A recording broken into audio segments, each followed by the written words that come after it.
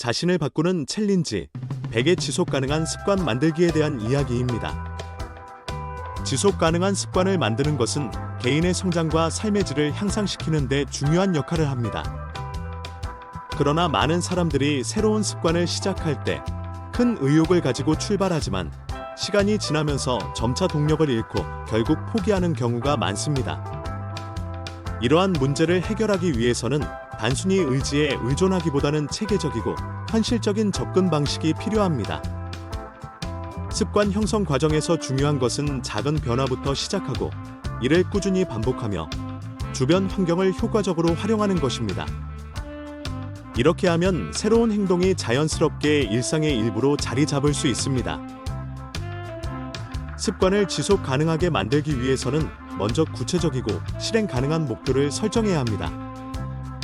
예를 들어 건강해지고 싶다는 막연한 목표보다는 매일 물 2리터를 마신다처럼 명확하고 측정 가능한 행동을 선택하는 것이 좋습니다. 또한 처음부터 완벽함을 추구하기보다는 작은 성공 경험을 쌓는 것이 중요합니다. 예를 들어 운동 습관을 들일 때 처음에는 하루 5분씩이라도 꾸준히 실천하다 보면 점차 시간을 늘릴 수 있는 자신감이 생깁니다.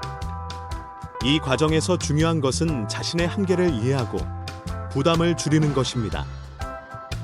너무 높은 기대치는 오히려 실패로 이어질 수 있기 때문에 현실적인 범위 내에서 시작해야 합니다.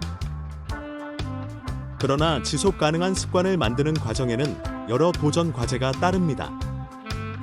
가장 큰 장애물 중 하나는 초기 의욕이 사라진 후 찾아오는 무기력감입니다. 이 시점에서 사람들은 종종 오늘은 쉬어도 괜찮겠지라는 생각으로 행동을 멈추고 다시 시작하기가 어려워집니다. 이를 극복하려면 스스로를 자주 격려하고 작은 성취에도 보상을 주는 것이 중요합니다. 또한 외부 요인, 예를 들어 바쁜 일정이나 타인의 방해 등도 습관 형성에 영향을 미칠 수 있습니다. 이런 상황에서는 유연하게 계획을 조정하거나 대안을 찾는 것이 필요합니다.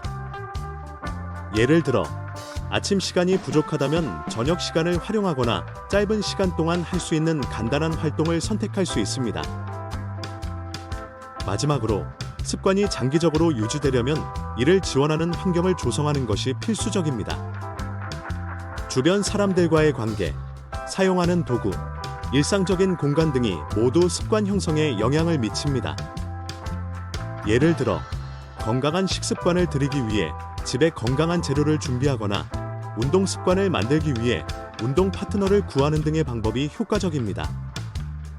또한 실패가 발생했을 때 이를 과도하게 자책하기보다는 배움의 기회로 삼는 태도가 중요합니다. 모든 사람은 변화 과정에서 실수를 경험할 수 있으며 이를 통해 더 나은 전략을 세우고 재도전할 수 있습니다.